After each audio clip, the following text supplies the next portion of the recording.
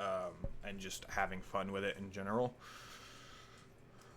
And so they've done really well with the content for this game so far. I will state that. I know that's probably not everybody's opinion, but that's mine, and I'm entitled to my own opinion. So I don't know what to tell you.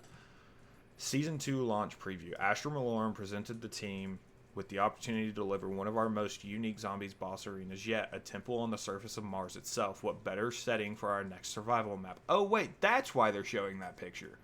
Okay, that's cool. I like that.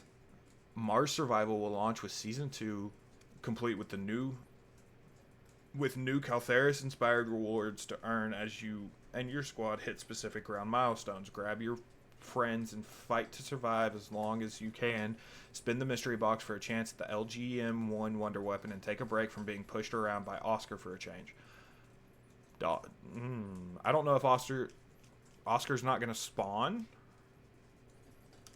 in Mars Survival, which means Mars Survival, unless they put another elite in there, isn't going to have an elite. Huh. Which means this survival map is not going to really be all that well for camo grinding if you're on Doomstill. Because Doomstill is getting 10 elite kills. And if Oscar's not there, that means it doesn't have an elite. Which is kind of like a sure. Like, I get it. Oscar's a huge bullet sponge. He doesn't have a crit point. He doesn't have any elemental weakness.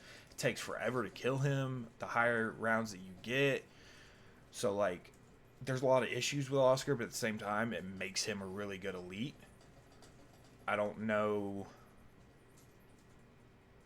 We'll have to see how that plays out. Interesting. The rewards for hitting specific round milestones, it's probably going to be around 15, 25, and 50 like it normally is. And it's probably going to be like a sticker, a weapon charm, and a gobblegum. I think that's what they've been for the other three. Which is fine. They're fun. It's okay. It only goes up to around 50, so like getting a gobblegum for around 50, that's cool. I'm fine with that.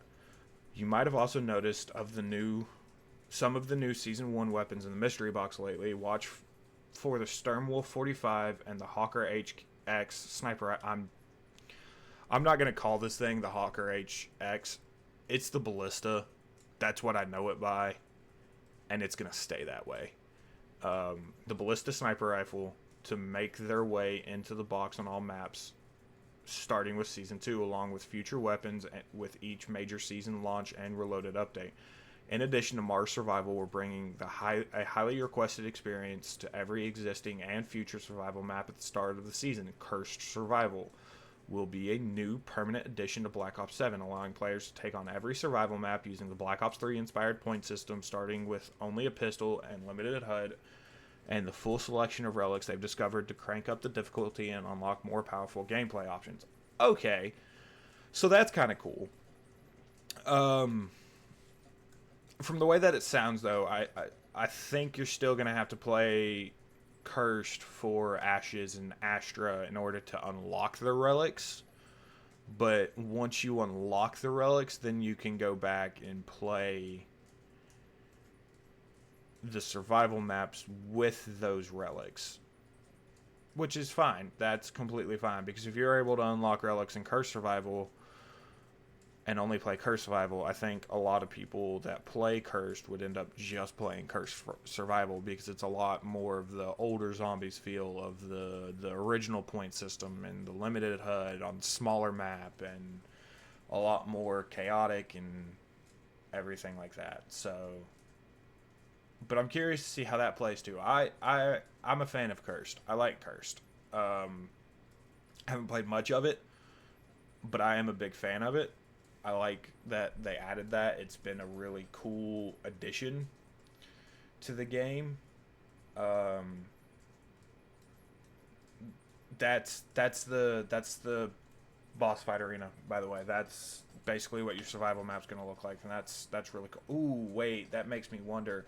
So there's a mechanic on this arena Um, every so often you'll get a low gravity mode, and I wonder if they're going to keep that in the survival map, because I feel like that would be really cool. Huh. That makes me wonder. I guess we'll have to wait and see, but that genuinely makes me wonder. Like, oh, that's awesome. Anyways, we know this has been a top request from fans of Curse since the mode was unlocked shortly after launch, and the team is to excited to bringing it to. Wow, there's a typo. To bring it to the game with the new season. Curse Survival will support 4 maps at launch: Van Dorn Farm, Exit 115, Zarya Cosmodrome, and Mars, with more coming in the future as they release. Reach round 100 on a given map in Curse Survival and you earn huge XP bonuses, more Gobblegums, and a new relic-based cosmetic item. Ever wanted a golden sport to hang on your weapon? Now you can. Okay, so let's talk about the rewards for a second.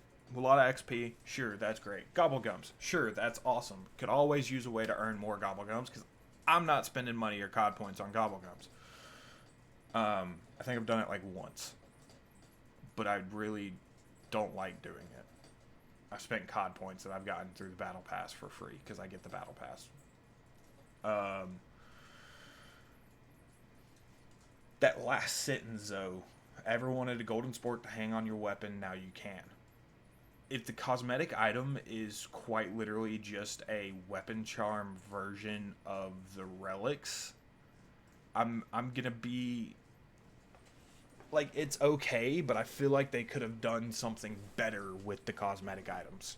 Like, that doesn't scream worth it to go to round 100 on curse mode on it, because curse mode, depending on the relics that you put on and stuff like that, is genuinely very hard, and it can be. And I have a feeling in order to unlock like said relic as a cosmetic item, you've got to have that relic on. So, like, I don't know, it just seems, I feel like they could have done better.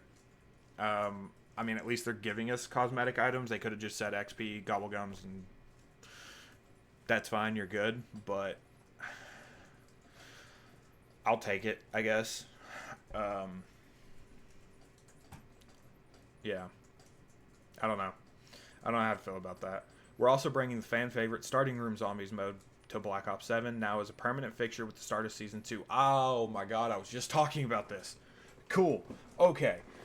You and your squad will be trapped in the starting area of Ashes of the Damned or Astra Malorum, armed with only the resources normally available in the first room of the respective map. With all doors permanently locked, how long can you hold out? That's just the start of Season 2. What about the next chapter in the Black Ops 7 storyline? Okay, hold on. Pause that for a second. That's awesome, because I was just talking about that, and there was a lot of people back in BO6 when they first introduced this LTM that really, really, really wanted it as a permanent fixture in that game. And now that they saw that, and I thought maybe they would put it back into BO6 as a permanent fixture, but they're doing it for BO7, which is awesome. Granted, they did bring the starting room challenge around during Shattered Veil's time, so maybe it was a little late in that game's life cycle. I don't know. Shattered Veil came out with Season 3, so maybe not. No. Yeah. Season 3? No, Season 4.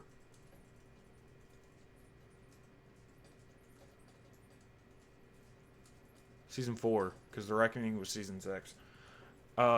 Anyways, so maybe it was a little late in the game's life cycle for that. But the fact that they're bringing it to BO7 and they're keeping it as a permanent fixture is a huge win, because that was a beloved.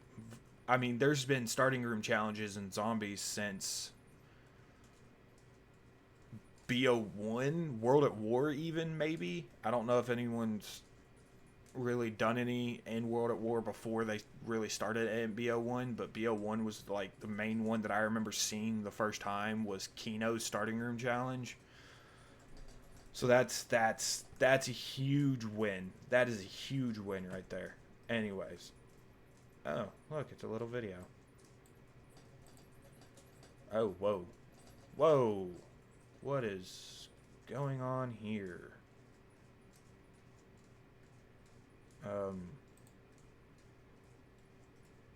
That looks like a warden again, or one of the shadow smiths. That's kind of crazy. That actually looks like the one from the very beginning of the game, like the very first cutscene we got in Ashes.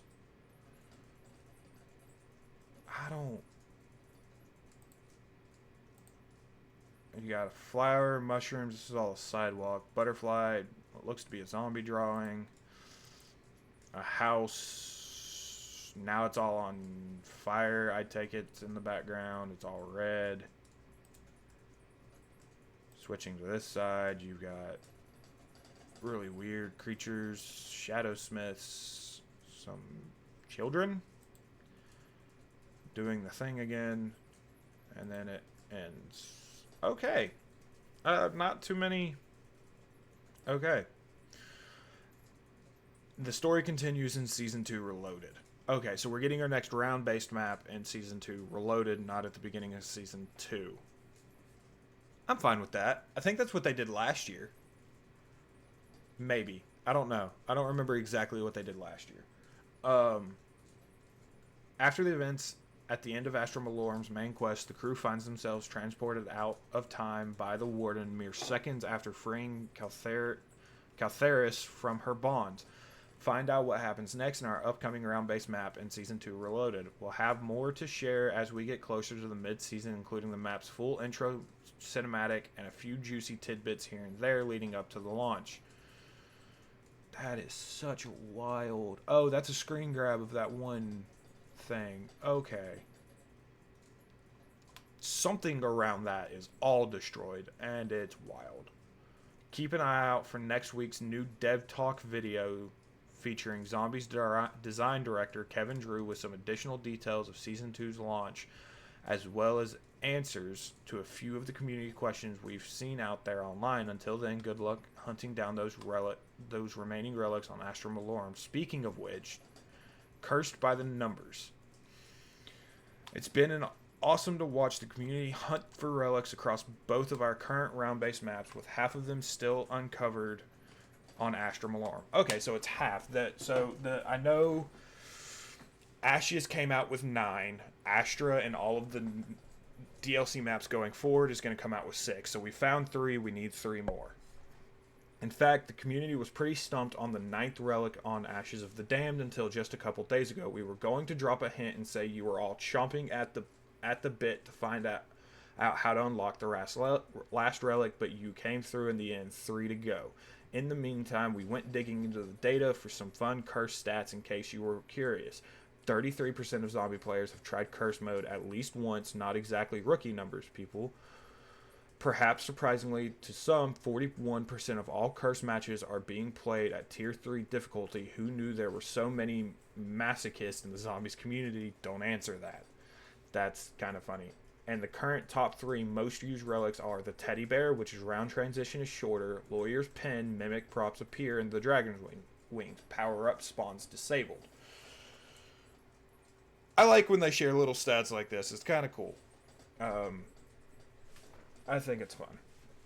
Future fixes and quality of life updates. We're tracking some recent issues with a handful of augments that worked previously but temporarily acted strangely, or just plain stopped working altogether. It's taking longer than we'd like to identify the source of some of these and get them fixed up, but the team's on it and they've recently knocked out some of the worst offenders. When it comes to quality of life, fixing these issues continue to be a priority for the team here, and we've also got a handful of other items planned for the near future. Here's just a few. In Season 2, picking up a full power up will reduce the cost of your next field upgrade charge, but not below the starting cost.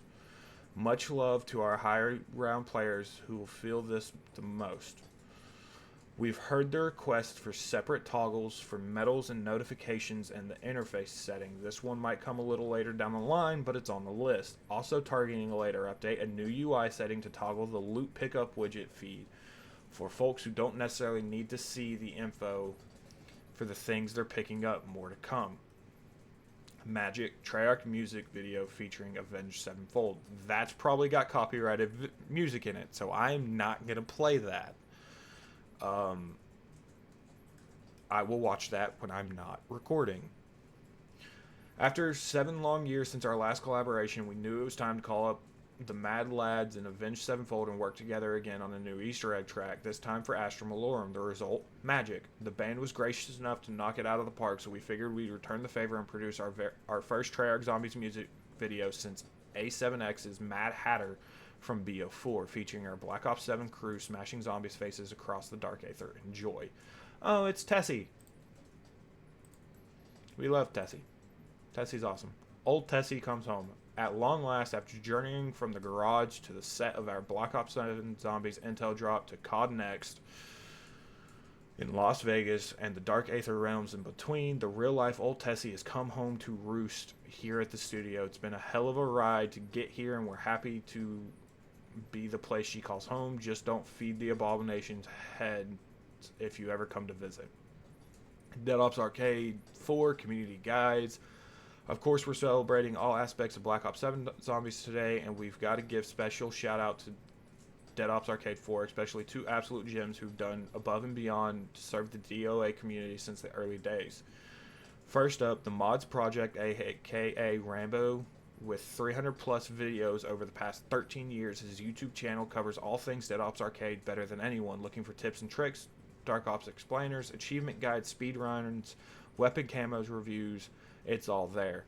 And whether you're looking to step up your DOA game or you've been hoping for some first-timer Dead Ops tips, M. Kill Bill's extensive Dead Ops Arcade 4 guide has you covered. The officially unofficial handbook comprises every aspect of the DOA 4 experience, including all 80 levels, every enemy type and boss encounter, anything you've ever wanted to know about the Slayer arenas and Silverback challenges, and literally everything in between. Huge thanks to those two and all DOA players jumping in to take on the Papa Back every day. We salute you. The community showcase, creation showcase. This is what I'm talking about. This is something that I genuinely really enjoy that they do. We wouldn't be here without everyone in the community. Over the past week, you've answered our call to share some of your best Zombies creations and collections with us. Here are some of our favorites from 2026. Why did they make Richtofen look so sassy? I've been witness to miracles, calamities, dimensions born and collapsed. I walk a path no other can take. That's awesome. They made him look so very sassy right there, but that's awesome. Population well less than yesterday. Can't wait to see what you guys have in store for us. I made this poster as a tribute to BO6. Happy 115 day. So that's a Liberty Falls thing, which is also kind of cool. 115 day is almost here. Forward comrades. Hashtag 115 day. It's Nikolai. I love Nikolai. He's been my favorite since BO1. Actually, since World at War. I made this drawing just for this special. It combines Teddy and Mr. Peaks, and you've got the Aether and the Dark Aether. That's really cool. I like that. That one's cool.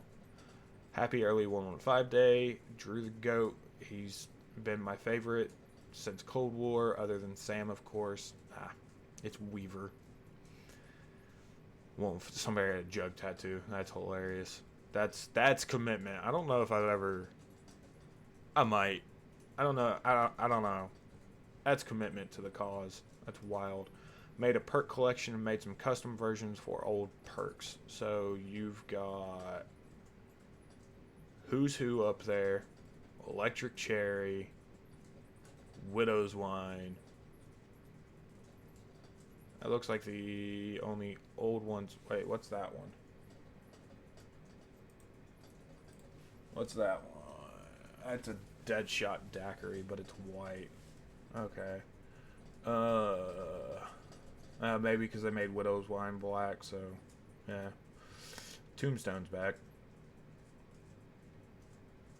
See, I also kind of look at these because sometimes they drop little hints, like they did for.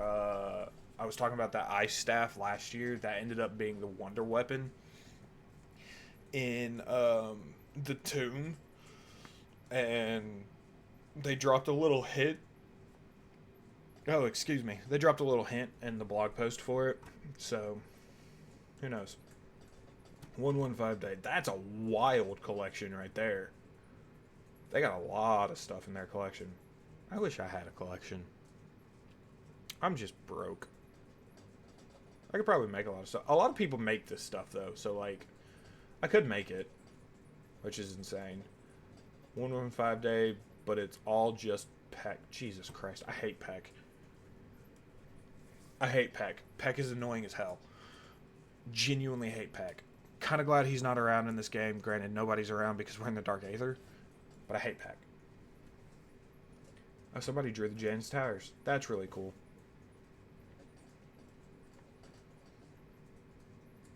Yeah, their cat. I made this illustration inspired by the great cinematics of Liberty Falls. I hope you like it and support it. That's actually really cool. I'm really glad they specified it was the cinematics of Liberty Falls, because I figured it would have just been a, hey, you can either fight him or her at the end of the reckoning type thing. Quad feed. And finally, in honor of another fine 115 Day, we're kicking off a quad feed in Black Ops 7 for the next 5 days to help everyone get their fill of new Gobblegums, weapon levels, battle pass rewards, and fresh prestige unlocks. As we get ready to head into Season 2, now live, starting at 10 a.m. Pacific Time and through January 20th. Double Gobblegum, double level, double weapon, double battle pass. And that's a wrap on the 2026 edition of 115 Day. As always, thank you all for your support over the past 17 years since we brought this crazy little mode into the world. Take care of yourselves, go squish some zombie heads, and we'll see you online. Love, Treyarch. I like it. Did it give as much as it did last year? I don't think so. But it did give a really, really good amount. It gave a little bit of stats. It gave this and there. Like, I think they do really well with this post. I mean, the 115 Day post has always been their, like, one of their babies. If they would have this level of communication, which they kind of have, that they pretty much have in BO7 so far. If they would have had this level of communication in BO6, I don't think BO6 would have done as badly. But that wraps it up for me today. I hope you all have a blessed rest of your day, and if you want, please leave a like, a subscribe, or like, subscribe, and leave a comment. It really helps me out, and it helps me trying to get off the ground with all of this. And I will see you all in the next one, and hopefully you guys come back for that as well. Thank you.